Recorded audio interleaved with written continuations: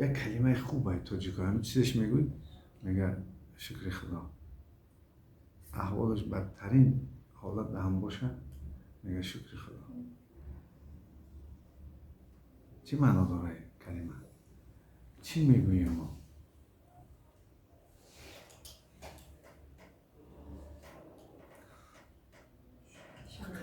چیز رسیدن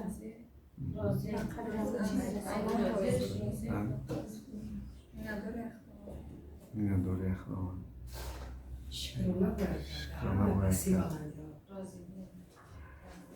بسیار کلمه مهمه. مثلا شما برای که از یک زینه زندگی به زینه دیگر بگذارید شما باید شکرگزار باشید. انا همین کلمه فلسفه داره، حکمت داره. در حقیقت میندار بودن، سپاسگزار بودن، قدر انا همون چیزی که داده است به همه رسیدنه. تصور کنید که یک مرد کرونا ویروس است، بردن اپارات حواسون ایش زدن، از اون برو بردنش، بعد در آخر گفتن که خیلی نمیقدر $1500 میشه. دو دستو خندیده است. چرا تو میخندی؟ کم گفتیم زیاد گفتیم. دست نه، دست من با قدر خدا رسیدم. این قدر سال من زندگی میکنم به پول مرا هوا میتیم. شما یک دو روز هوام داده ای من پول گرفتیستی. سوال کنید.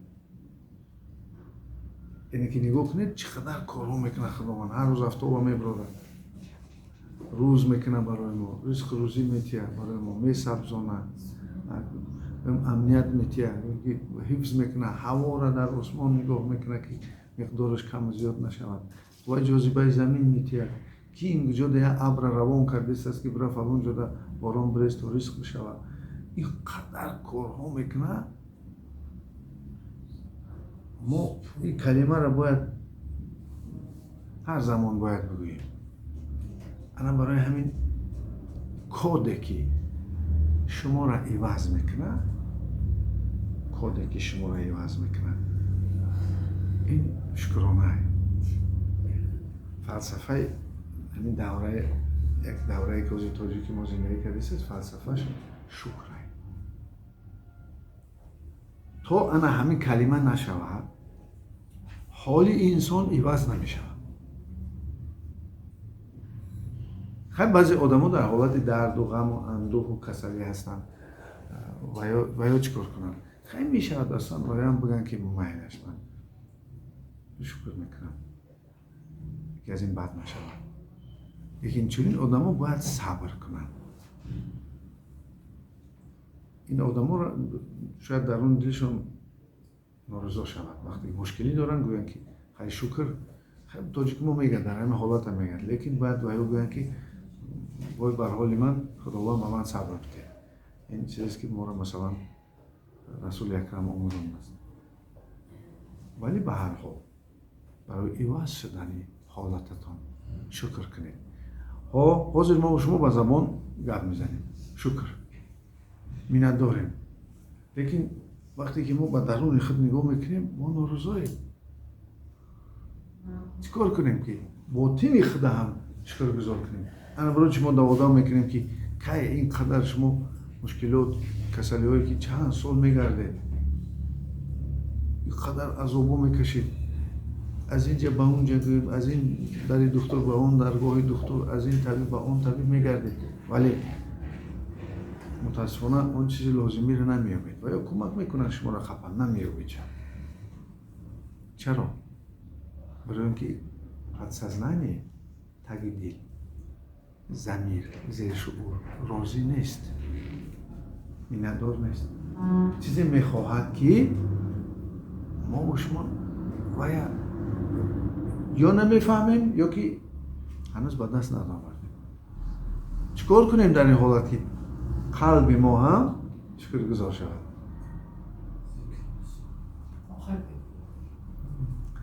صبر میشد، لیکن بعضی حالت دیر میشد. از طاقت کردن خوره هوا میپزد. آفرین. باز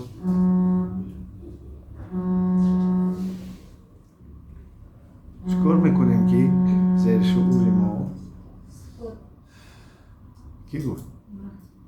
آفرین. ما چیکار میکنیم؟ ما با واسطه مشق روانی سکوت با تگ دلمون به همون زیر شعورمون رضایت میپرتایم. انا اونجا که روزی که شد انسان عوض میشه، چون که انسان با هوش و عقل و فهمیشش با جمعیت مناسبت دارد. جمعیت میتواند تاثیر کند. با دیگر چیزها مثلا با کیهان، با ماه، با اینکه اطرافی که وسیع و کلان است انسان اثر رسانده نمیتواند.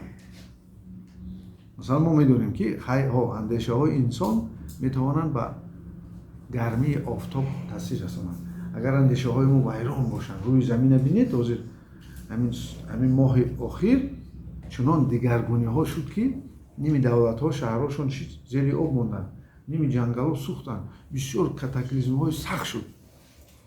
سبب چیست؟ میگن که تکنیک کدست و میگن خیلی همه چیزی طبیعی است، زمین در 100 سال یک بار هم خیلی میشود فلان گپ گذار. لیکن اساسی کار انا همون فکری انسانه. فکرهایی که ما بسیار اگویستی داریم، خودپرستی داریم، بسیار چرا ما غمش میخوریم که باید غمشان نخوریم و فکر اطراف ما را نمیکنیم. انا کو تصور کنیم دریچه ای که در تگ دل ما هست و سوی کیهان کشانده شده. انا همون قلب میگن. فقط و مشق روانی و عالی‌ترین آن نماز و همه قلب وارد شدن میشه. اگر کسی مشق روانی یاد گیرد نماز او کامل میشه انشاءالله. چرا؟ برای که مشق روانی تو چند چیزها نشان میده. از آن جمله شکر کردن، میندار بودن، سپاسگزار بودن. یک بار سحری خیزید و هم قلبتون و هم عقلتون راضی هست، هوشتون راضی هست از همون زندگی. پس حافظ چیز گفته بود؟ من بنده آن کسی که دل و زبان یکیست. من بنده آن کسی که دل و زبان یکیست. همین درویگی همینه. وقتی که در شعورت چیزی دیگر است و در تگ دلت در شعورت چیزی دیگر میشود جنجال سخت در درون معینه سر آدم میشود بیمار. درون خودت به جنجال باشد خیلی میکنی. انا همون جنجال درونی را بیرون میگذارم. اگر در بیرون نماند که تو جنجال کردن مثلا قانون و قاعده های و شکل چی میبراید؟ و شکل کسل. فهمیدید آدم ها چخیل کسل میشنن؟ فشار و قند و استومال و رک و بیماری های اینفارکت و بیماری های جاغر و یک از بیماری هایی که در نهاد انسان هست.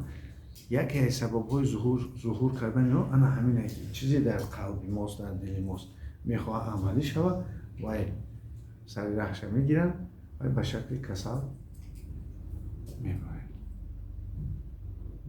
یگانه راهی که ما جابجا کنیم این مشق‌های روانی است. مشق‌های روانی تاجیکی. شما نه آشا گوش میکنید نه یوگای هندوستانی که اینا هم وقوعتاً این مردم تونستند که مشق‌های روانی کلاسیکی هندویی را به سطح جهانی برآورند. مثلا مردم چین توانستند سوزن‌زنیشون را جهانی کنند. کنفو، تایچی و دیگر نمادهای که ورزش‌های جسمی و روحیشون را بیرون برآورند. در تمام خارجه مکتب‌هایی است که این کار را میکنند. این قدرت روانی را بیدار میکنند. چند قدرت داریم؟ قدرت جسمی. شما جسماً قوت ما خدا را شکر اینه خیلی چمپیونای جهان داره. ما راحت میکنیم وقتی که چون که این ملت اقتدار جسمیش ما بسیار آدمای چی داریم؟ одамои дар санъат эҳсосшон баланд ва қувват дорем. Як худи Ҳошим Гадо медонед чӣ хел аст?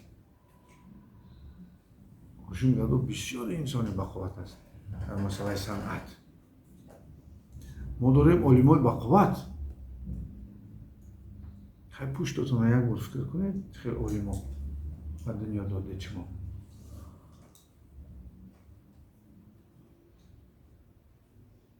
Ки буд? ай гӯям ки беруни сар карда то розию то синою то олимои дигаре ки ҷаҳониён мешиносандшон, ине ки ин қудрат дар гени мо ҳастай. анаку нигоҳ се қувваро мо дидем: ҷисм, санъат, илм ки дар мо шумо ҳаст. чорум қувва қувваи фарҳангай, равонай. қувваи равонай. қувваи равонӣ аз илм болотар аст. агар вая бидор кунед, фаросататон зиёд мешавад, тахайюлатон зиёд мешавад. масалан имконотҳои бисёр бидуни ақл, имконотҳои дигари майнаи сар дорад ки вайро амалӣ мекунед дар зиндагӣ пешрафт. ин ҳамаш бо воситаи чӣ мешавад? машқҳои равонӣ. машқи равони мо чӣ аст?